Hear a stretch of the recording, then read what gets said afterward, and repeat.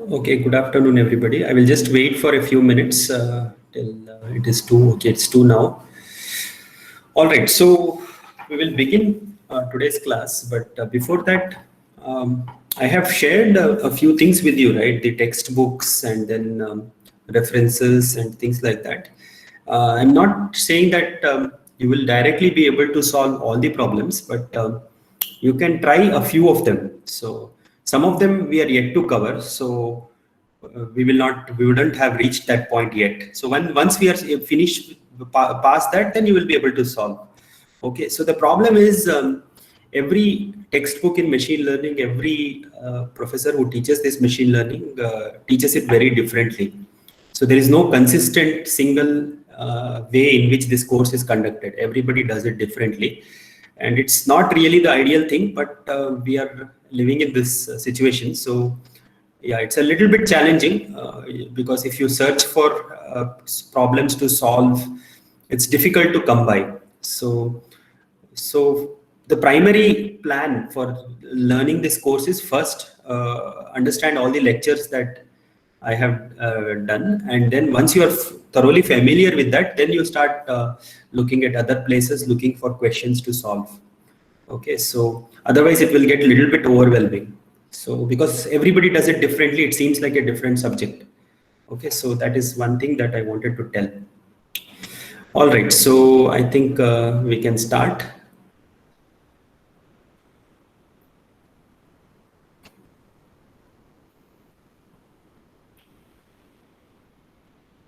So I hope this second mini break would have been useful. All of you would have caught up on the course. Okay, for some reason my toolbox is not opening. Just a minute.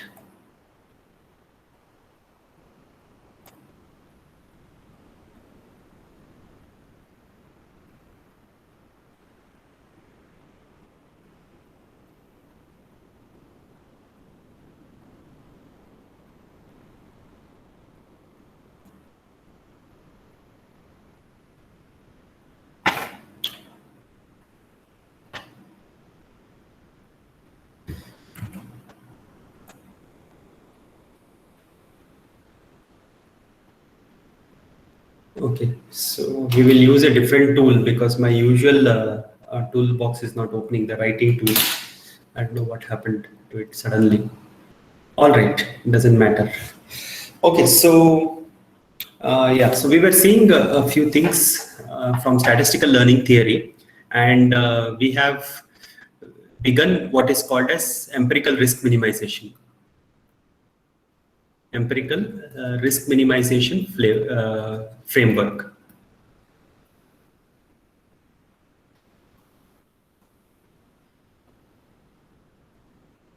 Okay, so this is what we have reached.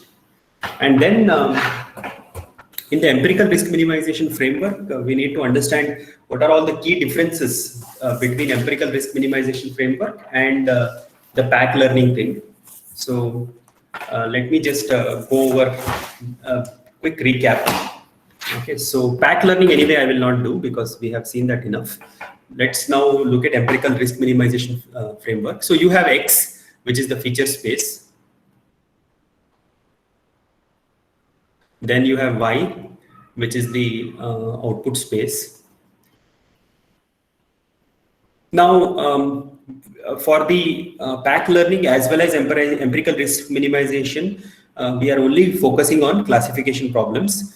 But in general, you can even look at regression problems. Okay. So, but we will not be doing that. We will just focus on this one because the other things are a little more complicated. But when we come to bias variance trade-off, that is a more general approach.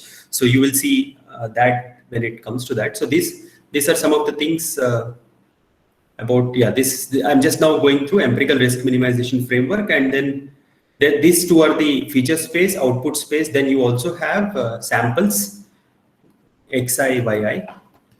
Okay, and I equal to 1 to n, some n data points, which is IID, independently and identically drawn, okay, from the distribution Px, y, which can be from Bayes rule can be written as Px, and then given an x, you can ask what is probability of y given x. Together, you can draw n samples like this. Okay, so now Py given x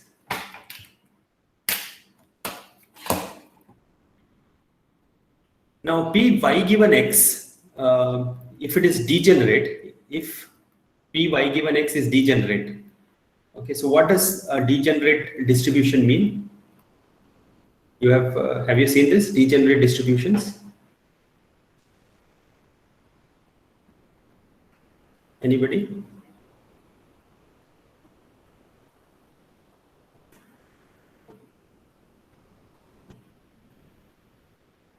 So basically, Py given x of so it can y can take two values, okay, y equal to 0 or P of y given x y equal to 1. These are the two things it can take, right? Something is called as a degenerate distribution if these numbers are either 0 or 1. Okay, so that means given a particular value of x, y is fixed. Okay, so basically degenerate distributions are not really random. They are actually quite clearly determined by x. So this is a noiseless setup. Okay, so if P of y given x is degenerate, then we are in a noiseless setup. Okay, so basically within the empirical risk minimization framework, you can also consider pack learning. Okay, pack learning can be embedded. Okay, we can consider pack learning as a special case of empirical risk minimization framework. Is that okay? Is it clear to people? Yes, sir. Okay. All right, so this is what we have, and then in the pack learning framework, we had a bag of classifiers. Here we have a hypothesis set H. Okay, so it's like a bag of hypothesis.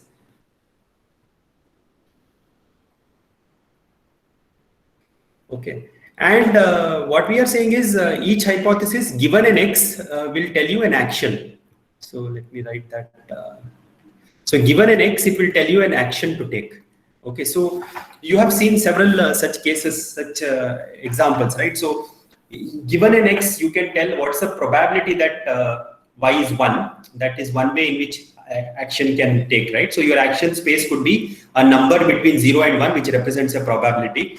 It could be also a discriminant function, which is like a number. Okay, given an X, it will give you a number. And then with that number, you will do something. So you have seen this bag of hypothesis going to an action. That is not a new thing. So you are already familiar with this, okay? So this is bag of hypothesis. Then you need to be able to evaluate how good each bag is, right? How good each hypothesis is. So for that, we have the loss function. Okay, so the loss function, L, it goes from your action, okay? It goes from the true Y, which is unknown, and your action to R. So again, you have seen these loss functions. We have seen several examples of loss functions. Can one of you tell us which are all the loss functions that you have already seen? 0, 1 loss. Okay. Anything else? Square. Mean square loss. Okay. Then Cross entropy. Cross entropy, yeah. Okay, so you will when we do SVM, you will see another loss which is called as hinge loss. Okay, so we will see that in the SVM part. Okay, so you have seen already several loss functions, and what it measures is whatever the classifier has decided, and whatever is the true label. Depending upon both of them, it will tell a loss. Okay, so this is what is the loss function. Now, what we would ideally like, so in the pack learning framework, we had the concept bag, and then we had a God-given classifier belonging to the concept bag, right? This was God-given. But now in the framework of empirical risk minimization framework that we are discussing now, which can be very noisy, right? So there is no such thing as a God-given classifier because nobody knows what that is, right? So instead, what we say is forget about what is the God-given classifier. Can you at least achieve what is there in your bag? Okay, so can you at least get the best in your bag? Okay, in your bag, you try to find the best, which minimizes the risk of the classifier. Okay, where R of H is called the risk of the classifier, which is defined as the expectation. Okay, so expectation as usual is taken over X and Y of the loss that the classifier makes on the input space, input and the output space. So if you can, if you can find out every hypothesis in your bag, there is several hypotheses. For every hypothesis, you see what is the loss it is making. Okay, not on the in-sample thing. This is, this is expectation. It is not looking at your SN.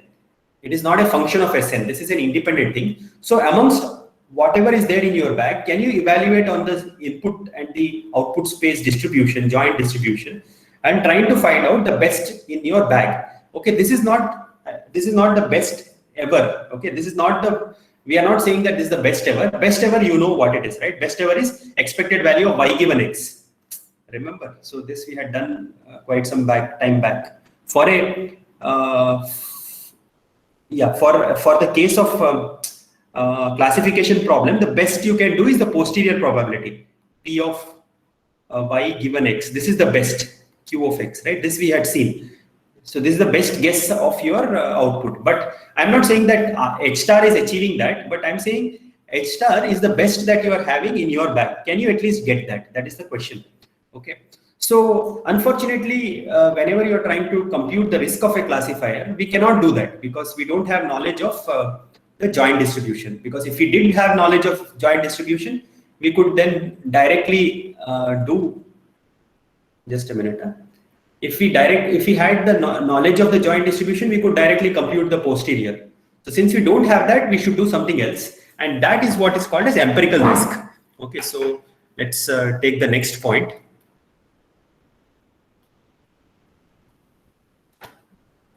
So empirical risk, as you all have seen already, is R hat. I'm representing R hat.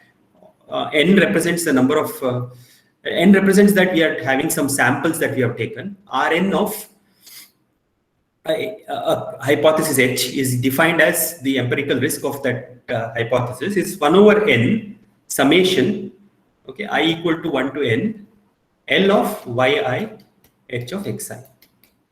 Okay. So this is what is called as an empirical risk. Okay, and what our algorithm does, our learning algorithm. Okay, what does a learning algorithm do? So in the case of linear regression, what did we try to do? When did we say our algorithm is converged?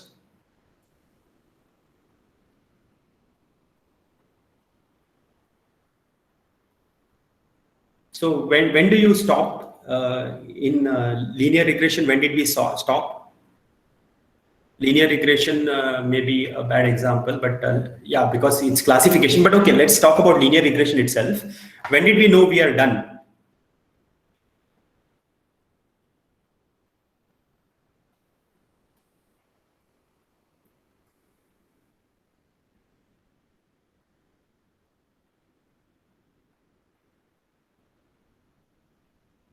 I know you know this. Is it too easy to say? Is that what it is? So in linear regression, what did we do? We just stopped when we found the best classifier in the linear hypothesis, which could minimize, which was the global minimizer of your loss, right? Is this easy or difficult? I have no idea. Does everybody follow? Can I quickly have a poll?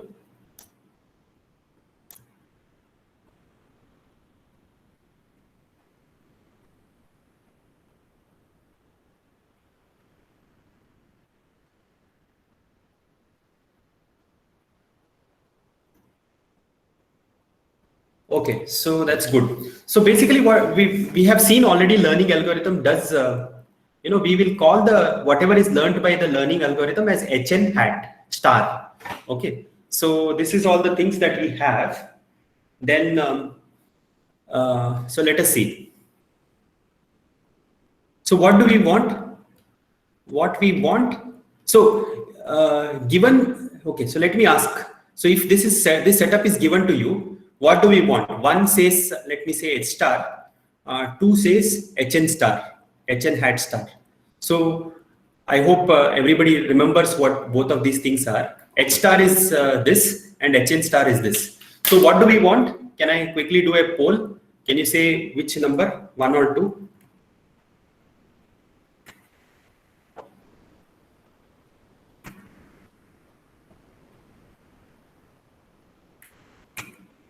Rohit, would you want to justify why we want 2? We want a 2 which can like come close to the true value, that is 1. So something like HN Yeah. star. So if I gave you H star and HN star in your hand and asked you to use one of them for your problem, which one will you take? H star. Yeah, so that's correct. So H star, that's what I'm asking here, Rohit. But what you're saying is what we are going towards. So Okay. yeah, so everybody understands that we want H star. Why do we want H star? Because it gives best performance in out of sample, right? Best performance out of sample, right? Does everybody understand this out of sample business? Yes, no? This Yes, H star, yeah, okay.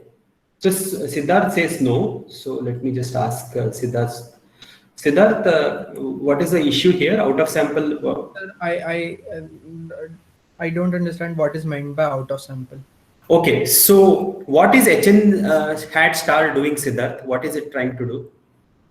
HN hat star, this one. So it's empirically coming close to like in our bag of like in our what is the best, not Yeah, in our bag, what is the best? But we are picking in our thing also. Whatever we are picking is based on what samples we have chosen, based on samples. Is that okay?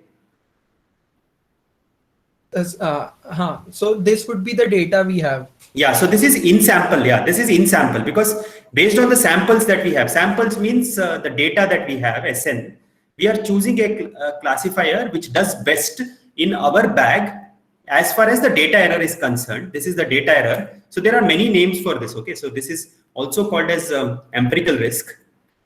Okay, if you see some people, they will say it's empirical risk. Some other people will call it data error. Okay, and it's also the in sample error. Is that okay? Yes, sir. Now, we don't want this. What we want is in the true distribution X and Y. When you take the true X and Y, we want to minimize the classifier loss. We want to do in this way, in this world. Sir, Yeah. is this in sample and training data, training set, are these same and out of sample are test data, test set? Are these the same thing? No. Out of sample is not the test data. Okay. Out of sample is in the real world.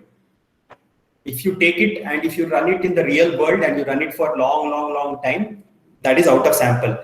Okay. I will explain test set, training set again when we are doing the next module, which is validation, cross validation, regularization. There you will understand. Forget about what you have seen about training set, test set for now. Just think this much. So there is some problem. There is a problem, let us say, of house price prediction in Mumbai. Okay, and from that problem, you have got, let us say, several data samples. Okay, and once you have got these data samples, what you have done, you have chosen the best classifier from your bag, that is in sample performance. Okay, and then once you have learned your classifier, you deploy it somewhere. It is going to be part of some system which is going to run in the world. Okay, somebody is going to use your classifier, and how it does in that when it is being used in the world, that is out of sample. Nidish, does that make sense? Yes, sir. Yes, sir. Okay, so Rajneesh asked, is it okay? Rajneesh, does it make Yes, sense? sir. Yes, Okay, all right. So don't confuse. Okay, now coming back to Siddharth. So Siddharth, do you follow? Yes, sir, I follow. I got what is meant by out of sample now. Okay. So this is if we could, we would want this. Okay. Now whether or not we can get, we will have to see. But let us at least understand how we can approach this. So So towards that, let me write a few things. So one thing is our goals, right? What do we want? First one was clear. This everybody understands. The question is, can we get H star, right? That if we get, we are good. Okay, but how do we know we have got H star? Okay, how can we? What does it mean? We need to say can we get H star? So a more precise goal would be to say, can we get our HN hat star, okay, to approach H star? Okay, so how does it approach? As n becomes larger, the n is in the number of data samples. As that goes towards infinity, can we get this? That is the next question. Okay, so see, every time when you have 100 samples, you will get one classifier. When you have 200 samples, you'll get another classifier. When you have million samples, are we getting close to H star? That is what we would like to know. Even though we don't know what is H star, but can we theoretically show that we are getting towards H star? Okay, that is what we would like to do. Okay, but to really, it's okay to say this, but to really be sure, we should do some kind of measurements. And that is where I will write the third goal, which is, can we get the risk of HN hat star, can we get that to this? So can someone tell me what is left hand side? What is left hand side? How do you interpret this? You can say it in the chat or you can reply. What is this left hand side?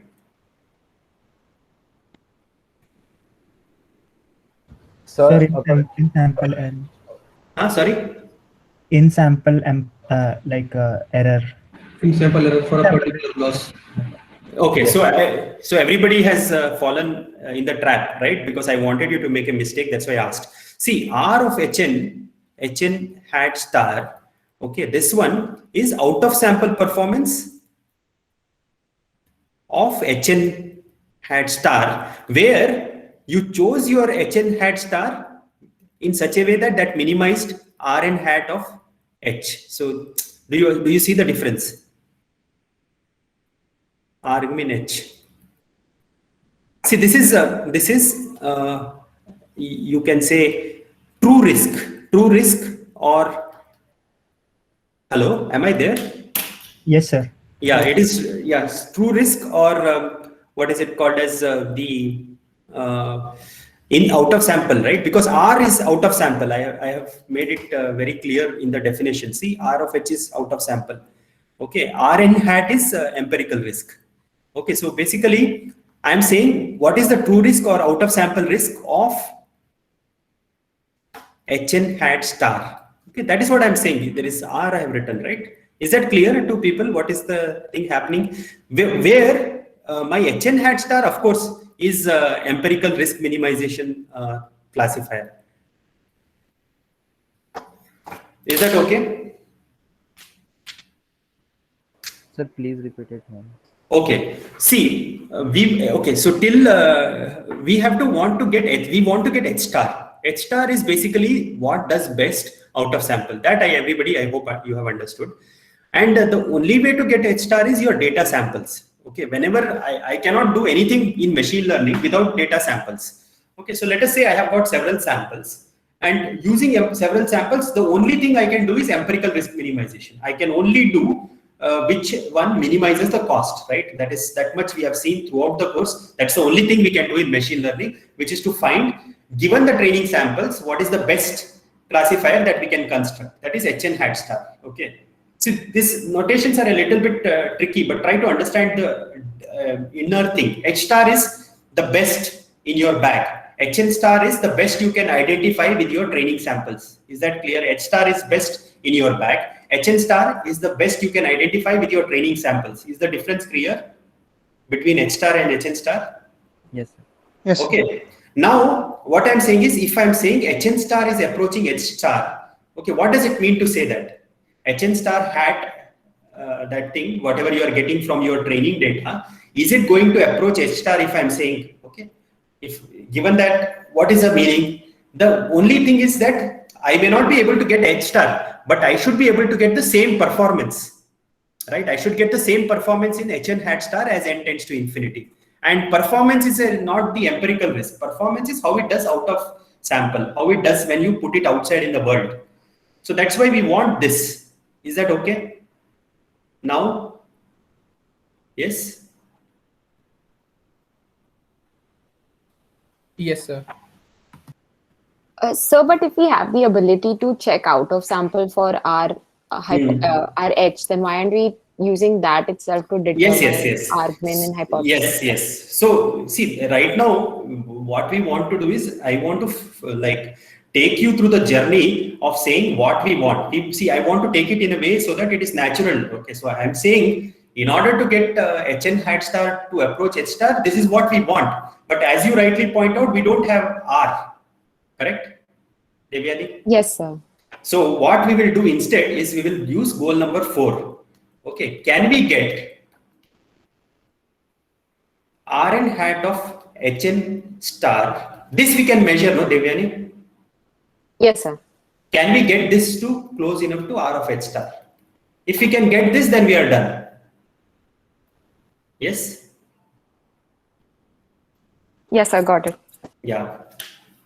Okay, so see, this is, so let me explain for those who might not have understood. See, what Devyani pointed out is that you don't really know R. Okay, so because R is depending upon the joint distribution of X and Y. And that is, if we knew that, then we don't even need to do all this business. We can directly use the Bayes classifier, right? Since we don't know X and Y, the joint distribution, what we can only do is you can learn from data. And as a result, you got hn star. And now I'm saying, can you compare the true sample, out of sample performance of hn star? That again, I cannot do because I don't know R itself. So that this goal number 3 is not achievable. See, what we did, we listed what are all the things that we wanted. See, to get one that is not precise enough, we don't know what it means. So that's why we said 2. Even that was not precise enough. So we said what is 3. And now we realize that 3 is also not precise enough because we don't know R. So instead, what I will say is, can you make my data error, Rn hat? This is the thing, right? This is the empirical risk. Can you get empirical risk to approach the true risk of the best classifier? So the empirical risk, okay, so this at least we can target. So in words, can we get empirical risk of the best classifier? Okay, what is meant by best classifier? Of course, this is the empirical risk minimization classifier, which is hn hat star. Can we get the empirical risk of the best classifier to approach true risk of the best true classifier, true best classifier? Okay, so the best classifier in your bag. Sir, but I have a doubt. Yeah. Sir, the problem in 3 was that, sir, the problem in 3 was that we didn't know the underlying distribution of X and Y. That's why we can't really know R. Yeah. But sir, Rn hat basically is the in sample risk, right? Yes. So sir, why don't we try to emulate R with the help of S data instead of just compromising with the training data itself? Sir, finally we wanted to achieve R. We wanted to somehow estimate R and then use that R to use that R along with hn star hat. Okay, so yeah, so what you are saying, okay, so let me just, since you are many times it has been brought up in the class, so let me just describe what Siddharth is saying. So typically, right, all of you would know this. Okay, I'm very sure you have seen this. So given your training data, okay, so given your training data, what you do is you divide it into 2 parts.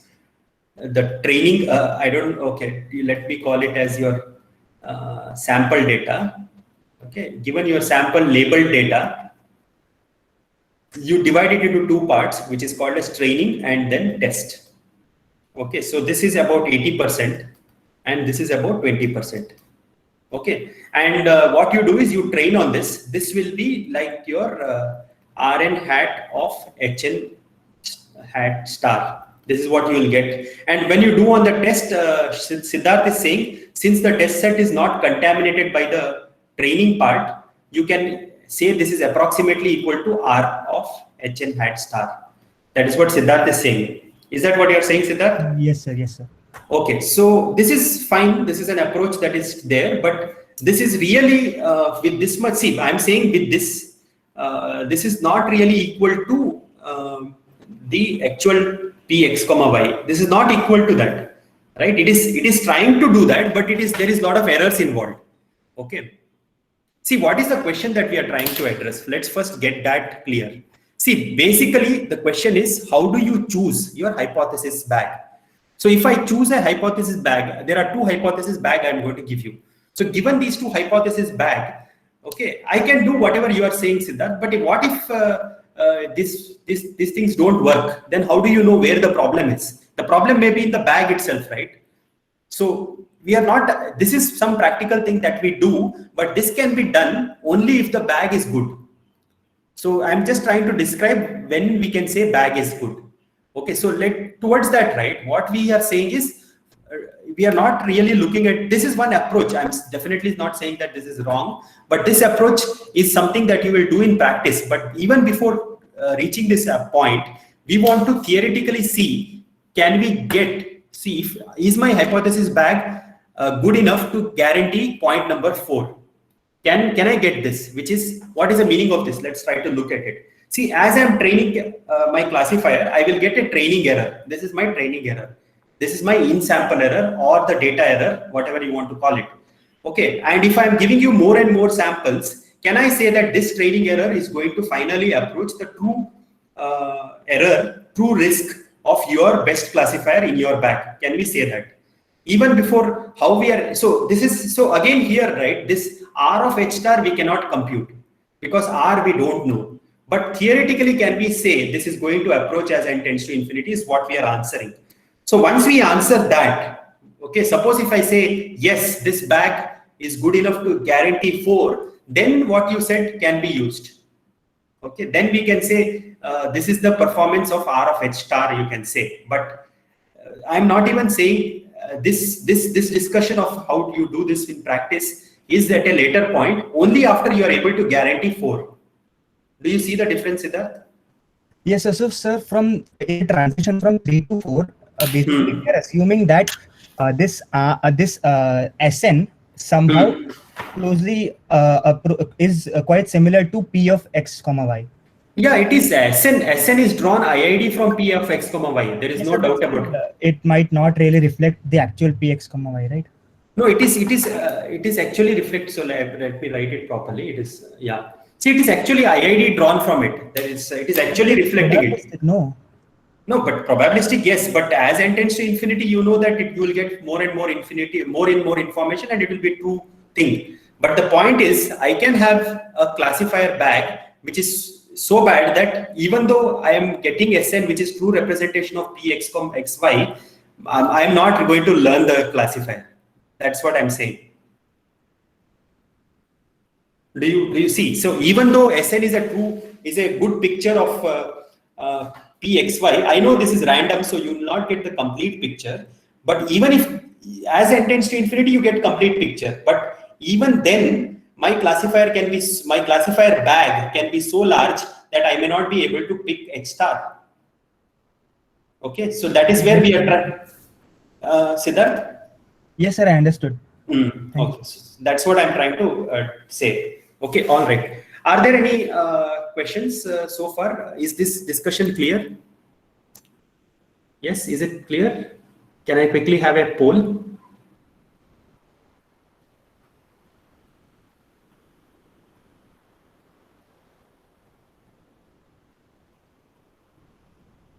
How about other?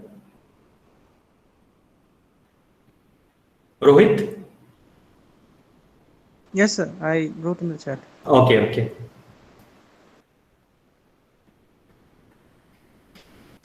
All right. So the point is still that, okay, can we guarantee what are all the circumstances under which Rn of the data error approaches the true risk? That is what we would like to know. True risk of the best classifier. So we would like to guarantee 4. That is what is the question. Okay, so let me write that. Finally, the final goal.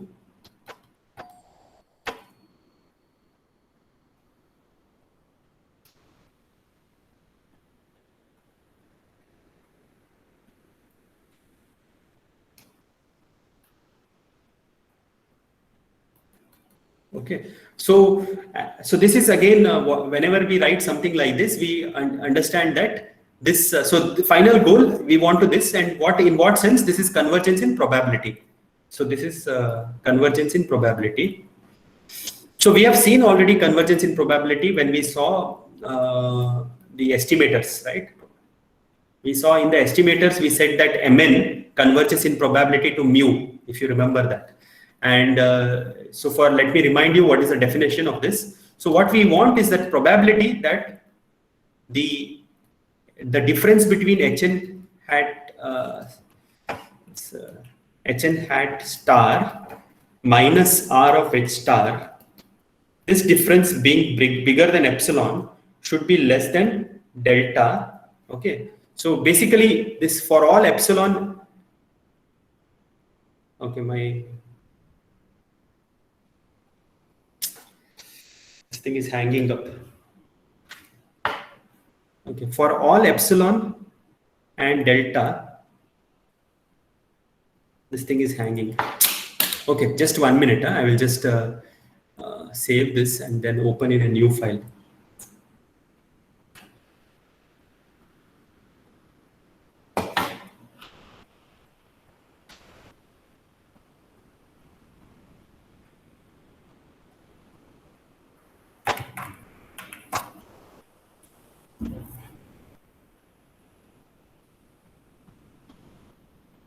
I don't know why this is not appearing. All right.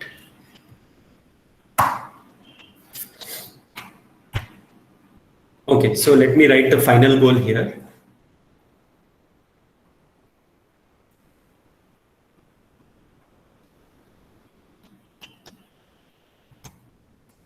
So what do we want? We want like, yeah, so the easy way to understand, to remember is this. And this mode is convergence in probability, and convergence in probability is defined as, so basically you are the one who controls the epsilon and delta. So for all epsilon and delta that is controlled by you, I can give you an n. Okay, this as such that probability that Rn hat of Hn hat star minus R of H star, this is the error, right? This is the error being greater than the epsilon, the parameter that you have given me, will be less than delta for all n greater than the n that I gave you. Okay, so basically what it is saying, I will be able to control these parameters. Okay, whatever parameters you give me, epsilon, delta, which are greater than 0, I will be able to control them, provided I am having data samples bigger than this n. Okay, so this is what I am saying. So if this is achieved, we say that empirical risk, so this is called as consistency of empirical risk minimization framework. So this is called as consistency.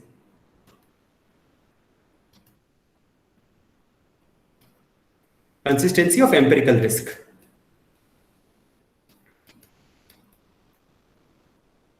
Okay.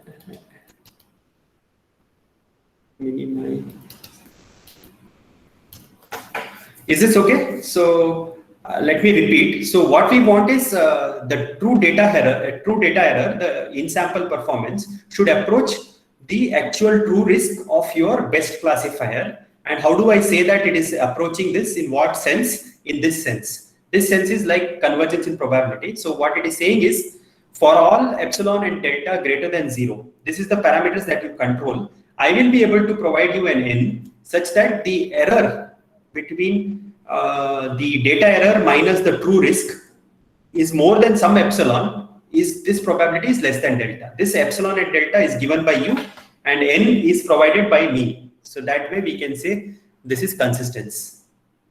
Okay.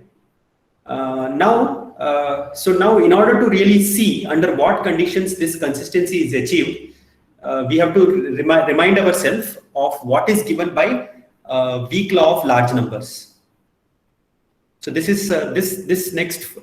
Okay, before that, let me just summarize some of the notations that are here. Okay, so let me ask from class what each of these things are. So what is Rn hat?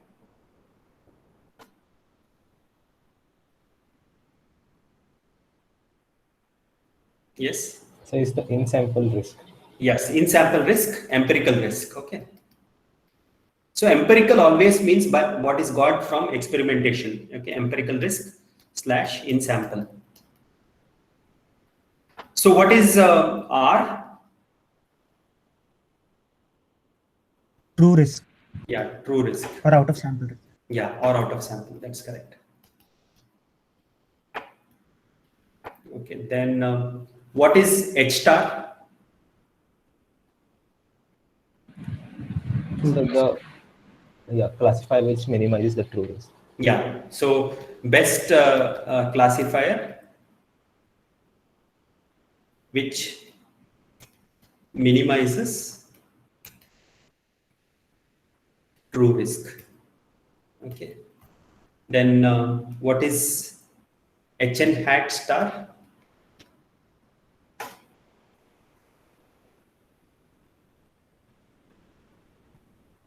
So the classifier that minimizes empirical risk. Yeah, so this is basically got from learning algorithm.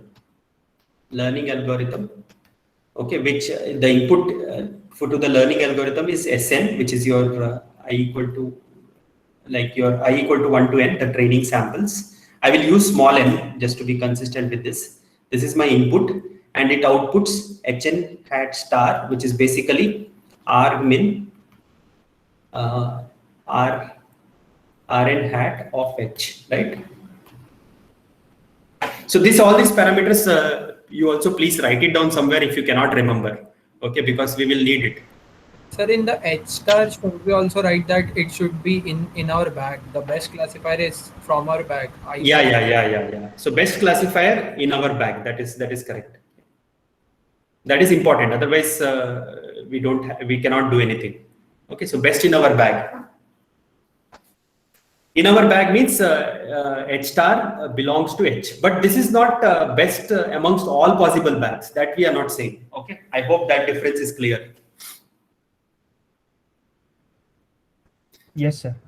Yeah, so basically this is more realistic because saying that the God-given classifier belongs to my bag is too much. So let us just forget about the God-given classifier. At least let us say in the bag that I have chosen, can I really get which is the best? Okay, so this is what is given.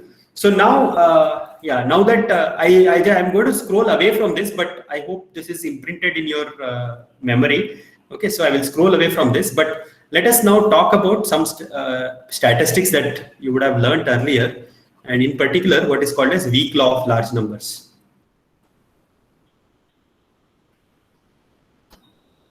Okay, this is again, we have discussed this, I think. Maybe I forgot to mention the words weak law of large numbers, but what we did was we defined Mn, which is equal to 1 over n summation some xi, right? I equal to 1 to n. And then we said like where xi is drawn from IID is drawn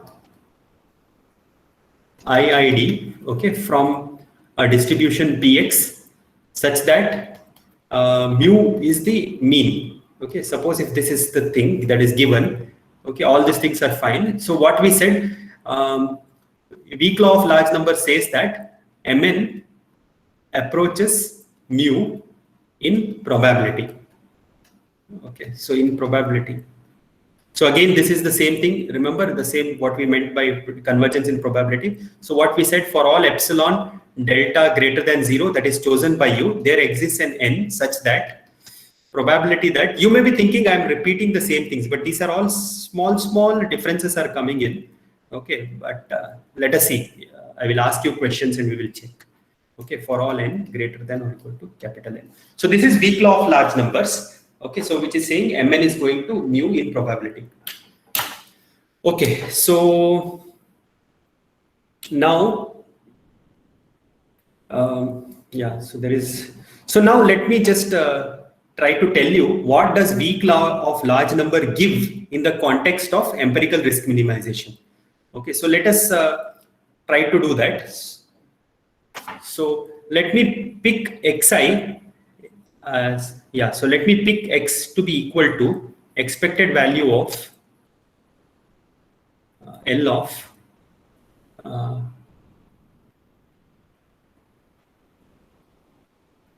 y comma hx.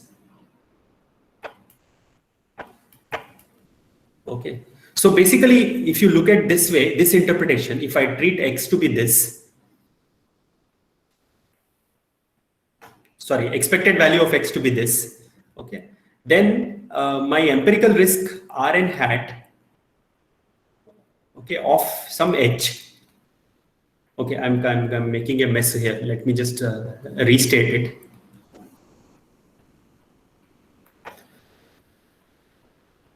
Okay, we have to be careful here because there is too many notations here. So let us do some simplification. So let me pick an h belonging to my bag. Let me first pick an h belonging to my bag. Okay, and then let me say what is mn. So mn is 1 over n summation L of I equal to 1 to n L of yi h of xi. Is that okay? So this is how I am defining mn. Okay, and what will be my mu? Mu, which is nothing but expected value of x, will be equal to expected value of L of y comma h of x, right? Just look at the correspondence between xi and here. Do you see that these two are quite similar? Are there any confusions here? Yes, sir. So the x becomes the loss of y comma h. Okay. First thing, let me, because there are multiple x coming, so let me just first make it a little clear by erasing this. Oh my God, my tablet is hanging. Okay, just a minute, guys. So let me just call it Zi. Okay.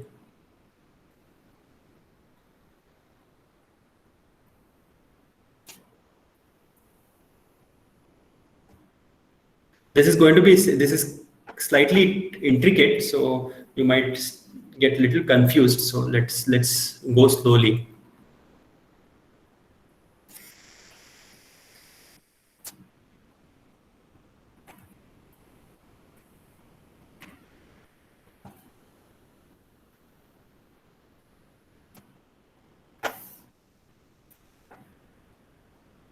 Okay, so now I have changed the things to Z. Okay, so here, so one last place where I need to change.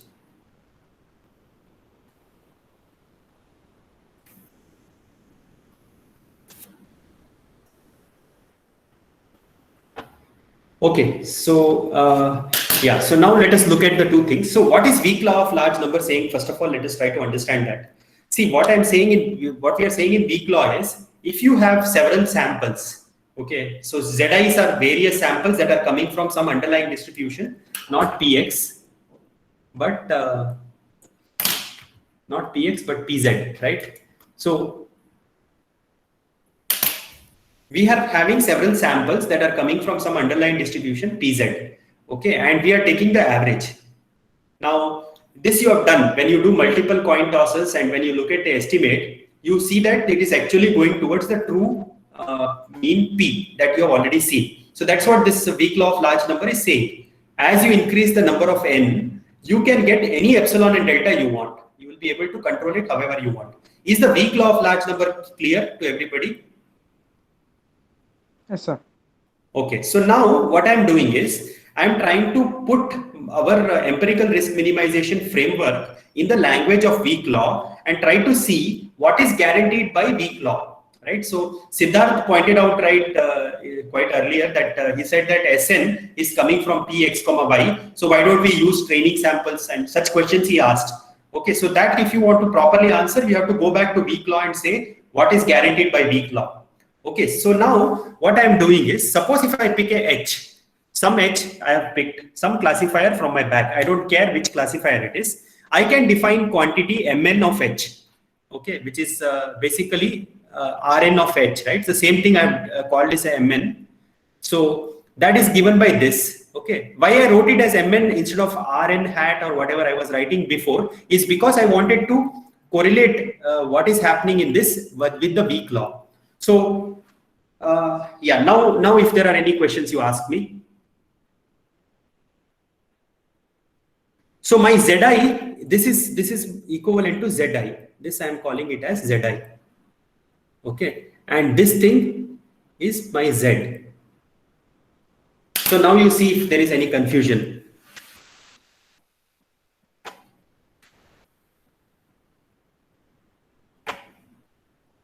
And so just to confirm, this Mn will actually be like the Hn star or Hn. No, Mn, yeah, so let me say Mn is actually equal to Rn hat of H. Okay, and mu is also equal to R of H.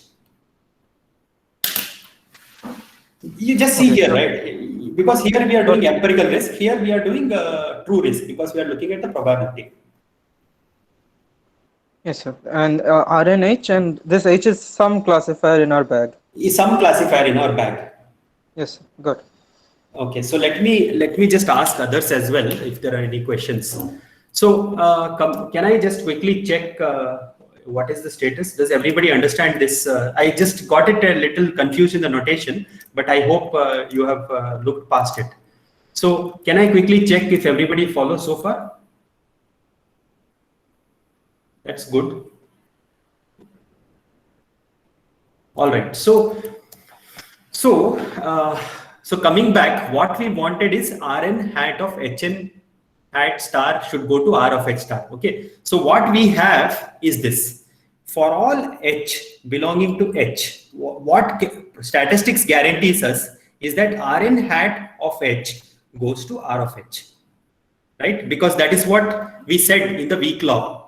Mn goes to mu, right? That's what we said. And now what we have guaranteed from statistics is this.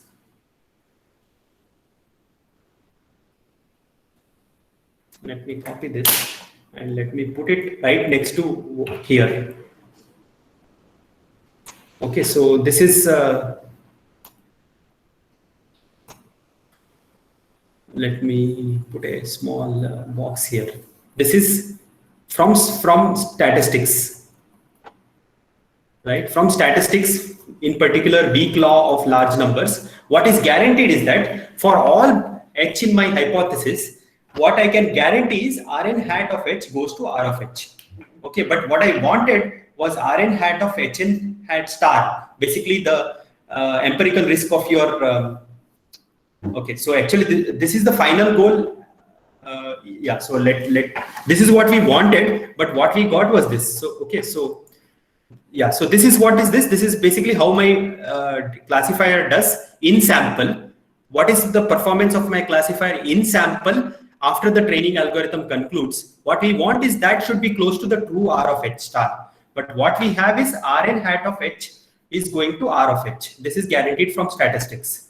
Okay, so what is it that should be added to weak law of large numbers to guarantee this? So that is the goal that we will be talking next. Okay, so do you understand what is it that we should see? This is not enough, right? Because if this is enough, we should have already been able to show from here. We should have been able to show this, but we need to add something here to make this happen.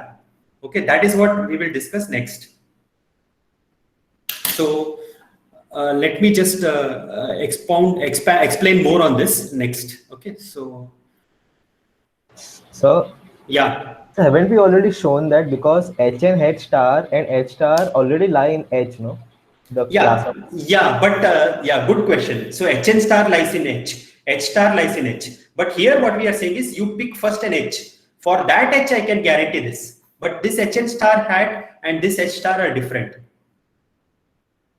Do you see? So sir, we first we have to pick a particular H and then we can say that, is it?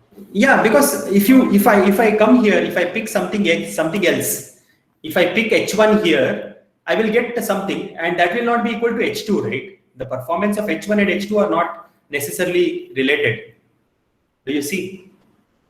Yes, yes. So actually, I got confused because you wrote for all H in the bag of classifier. Yes, for all H, but that H gets plugged in to here and here.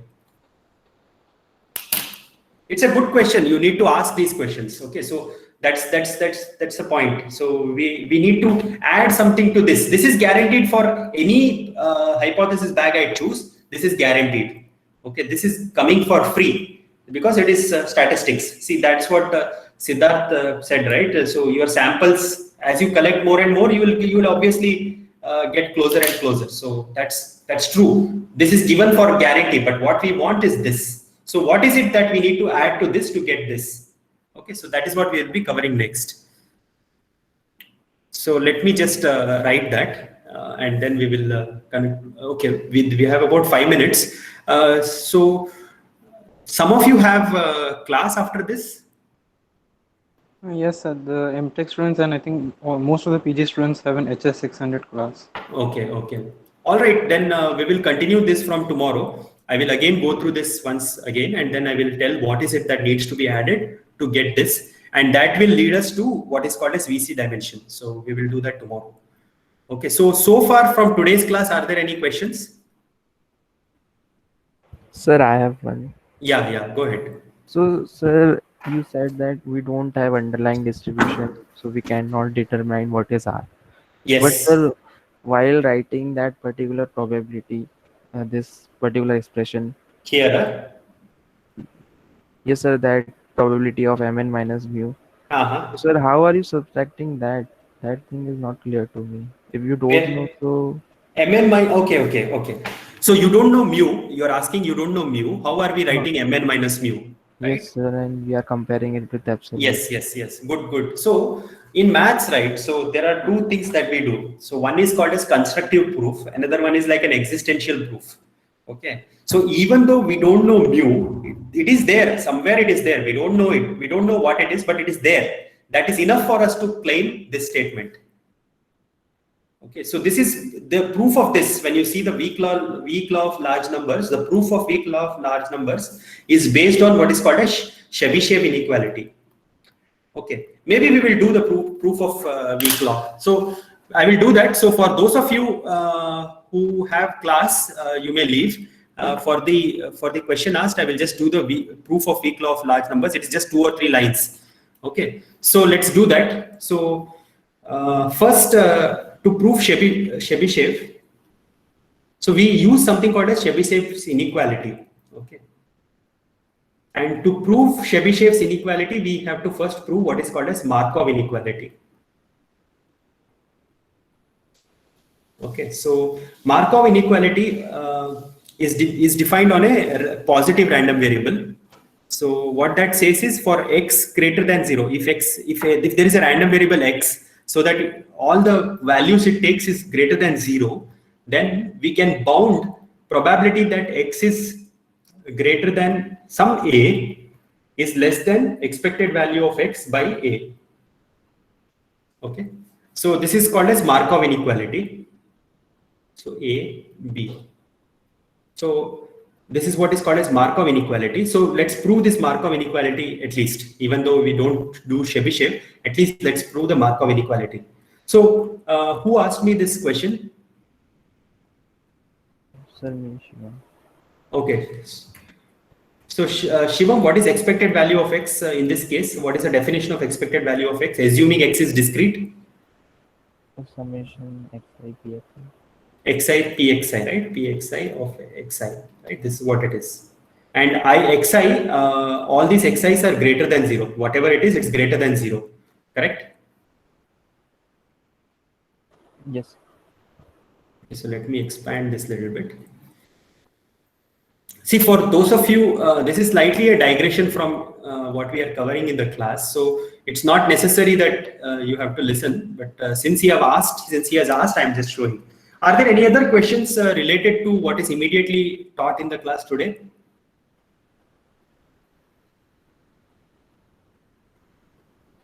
Okay, so if there are no such questions and if people want to leave, they may do so. But let me just answer his question. His question is, if you don't know mu, how do you compute this number? That is what his question is. And I'm saying that the proof of this does not require mu. Okay, so Shivam, now I'm summing over some positive numbers, right? This is what it is. I can divide it into two parts. One is all xi's, which is between 0 and a. Okay, and then all the xi's which are after a. Is that okay? Yes.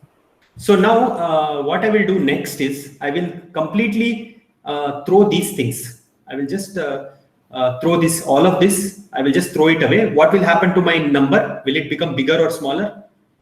If I throw this thing here and I only retain xi, p of xi, what will happen? Should I put this sign or this sign? Greater than or RHS, is it bigger than left hand e of x or greater than e of x? This one. RHS will be lesser. Right hand side will be less. So you're saying this way. Yes, sir. No, I'm throwing a positive number, right? This is a positive number. So if I throw a positive number, yeah, you're right. Yeah. So this is what it is. Okay. So this is what is, maybe we just keep it this way. Okay. So now, okay, maybe if this probability is 0, that can also happen. Okay. So we'll keep it this way. Now what I will do further is that every xi that is here, I will replace it with the smallest value of xi. What could be the smallest number here? A is the smallest number here. So I will put a summation xi greater than a p of xi. Shivam, do you understand this? Yes, sir. So now when I look at this sum, this can be written as a times p of x greater than a. Correct? When I'm summing over all the probabilities so that each xi is greater than a, what I'm having is px greater than a. Correct? Shivam, do you understand this? So now we have Markov inequality. Px greater than a is less than or equal to expected value of x by a. Okay. Do you see this? Yes, sir. So now with this, what we do is we add something else and make substantial amount of memory. Okay. So from this, what we use is what is called we go to what is called a Chebyshev inequality.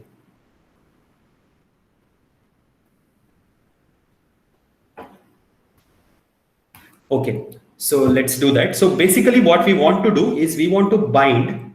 So xi minus mu. Okay, so let's xi minus mu greater than epsilon. So Shivam, we want to bind this in Chebyshev inequality. Okay, so this probability I am claiming is same as, this is absolute value. Okay, so xi minus mu bigger than epsilon square. Is it okay? Yes, sir. So now this xi minus mu, what are all the values it can take?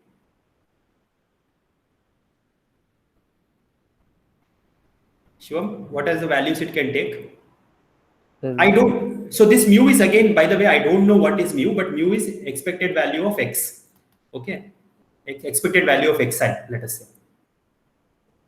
I don't know, but I can say I can actually consider it as expected value of xi. So I'm doing xi minus mu whole squared. I'm trying to do. So what is the values xi minus mu takes? Shivam? It is all the values are greater than 0, right? Xi minus mu is greater than 0. Correct? Yes, sir. So basically now we can use Markov inequality. Remember, Markov inequality was living in this world. Okay, so using that Markov inequality, what we can say is probability that xi minus mu is greater than epsilon is less than or equal to expected value of xi minus mu whole squared by epsilon squared. Is this okay? Yes. Now, what is this? Do you know this? What this is? Variance. Yes. So this is actually same as variance of xi by sigma squared. See now, even though I don't know mu, I'm able to bound it if I know the variance. Correct? Yes, sir. So that is how you can bound this thing. Even though we don't know what is mu, I can use what is called as probabilistic inequalities and get things like this. Okay? Does that make sense? Yes. Okay. All right. So any other questions?